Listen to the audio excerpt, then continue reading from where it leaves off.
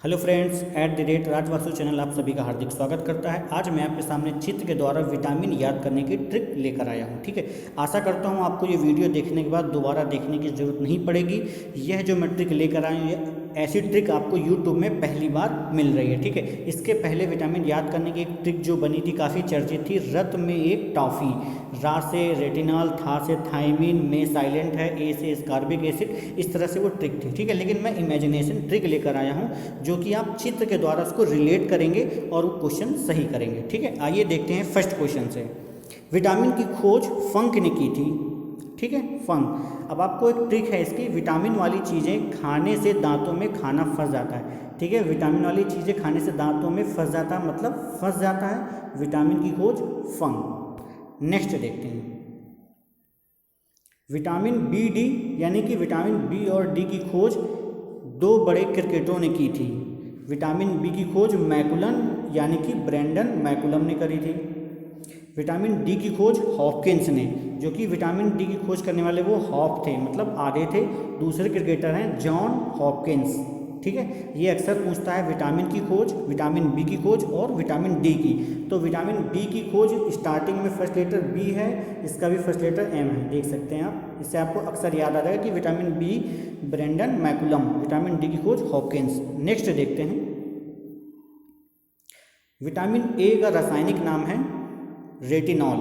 ठीक है, हम सभी को पता है कि विटामिन ए हमारे आँखों के लिए होता है, और आपको पता है कि हमारे आँखों में रेटिना एक ऐसा पार्ट है जिसके द्वारा हम किसी भी वस्तु को देख सकते हैं। ठीक है, तो आपको रेटिना से रेटिनॉल याद आ जाएगा।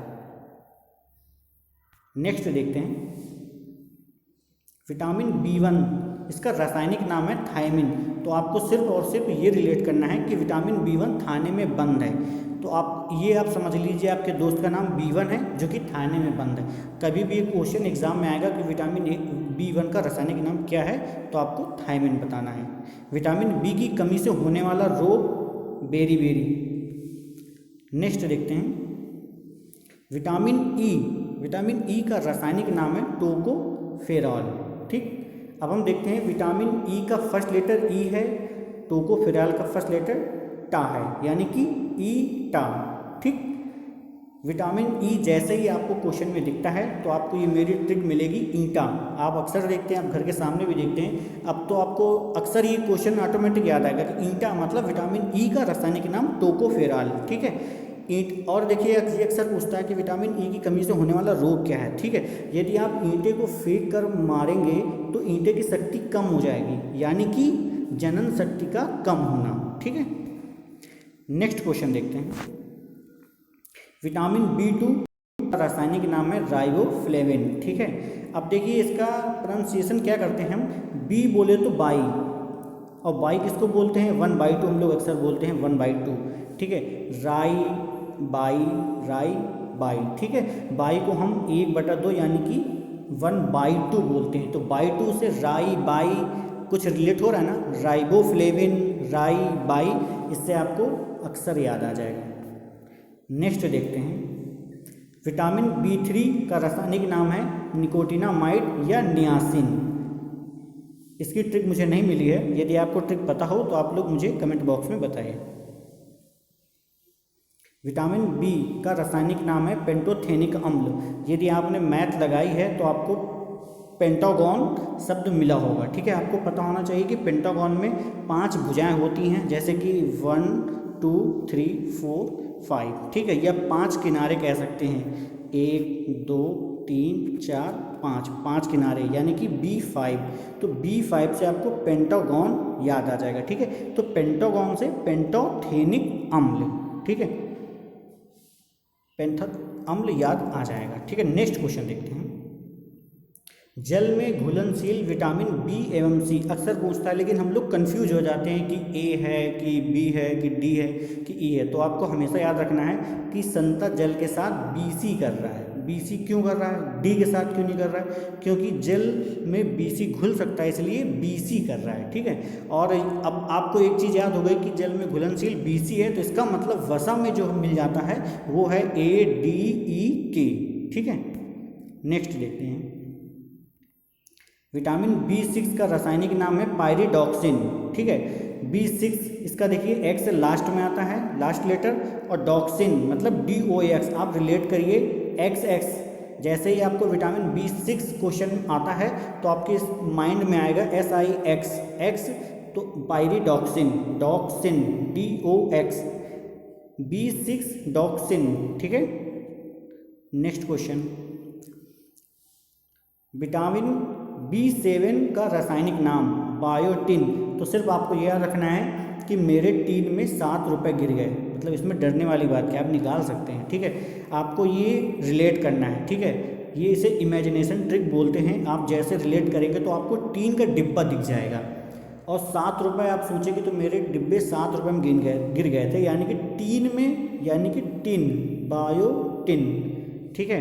विटामिन बी की कमी से होने वाला रोग लकवा, कभी कभी पूछ लेता है, विटामिन बी की कमी से होने वाला रोग क्या है, लकवा। नेक्स्ट क्वेश्चन देखते हैं, विटामिन B11 का रासायनिक नाम फॉलिक अम्ल, ठीक।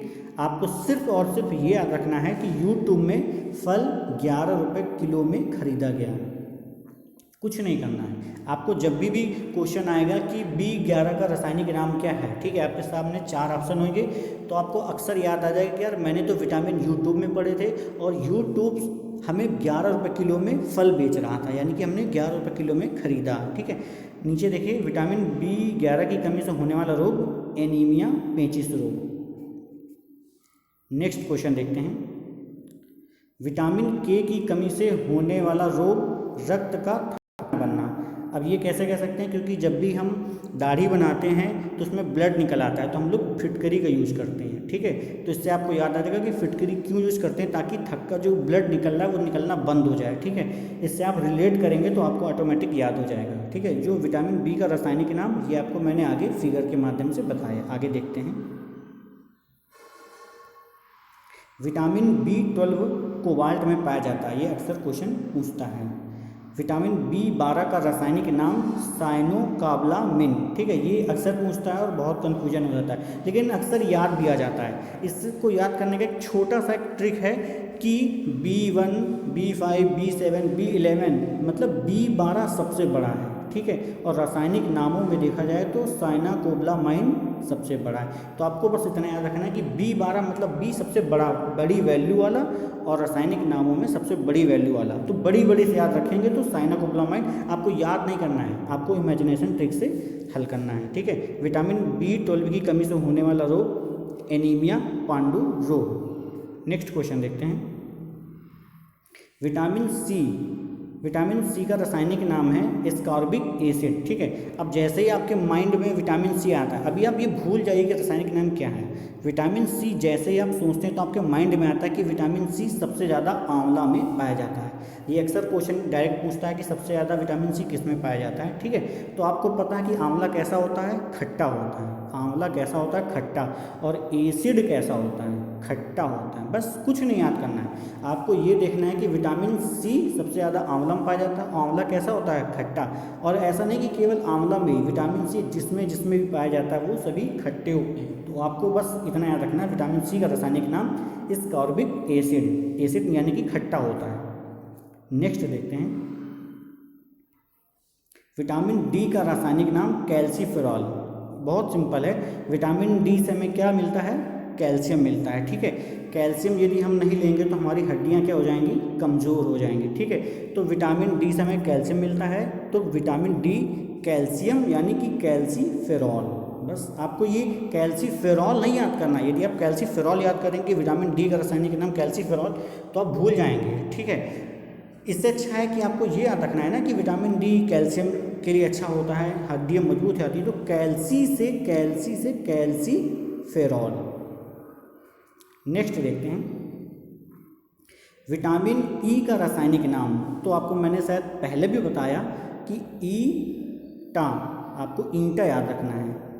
ईटा विटामिन ई का रासायनिक नाम ईटा, कुछ नहीं, टोकोफेरॉल नहीं याद करना है, ईटा। तो ई से विटामिन ई और टा से टोकोफेरॉल। नेक्स्ट देखते हैं, विटामिन के का रासायनिक नाम फिलोक्विनोन, ठीक है। तो आप देख सकते हैं कि के प्रोनाउंसिएशन में निकल के आ रहा है और यहाँ से क्वीन निकल के आ रहा है, क्वीन। तो के फॉर क्वीन, आप रिलेट करिए क्वीन, ठीक है, विटामिन के फिलोक्विनोन, ठीक है, तो के से क्वीन आपको याद रखना है बस, ठीक है। हेलो फ्रेंड्स, मैं आशा करता हूँ कि ये आपको ट्रिक बहुत अच्छी लगी होगी, बहुत ज़्यादा पसंद आई होगी। यदि आपको वीडियो पसंद आता है तो प्लीज़ वीडियो को लाइक करें, शेयर करें, सब्सक्राइब करें और साथ में बेल आइकन दबाना ना भूलें। Okay, thank you so much.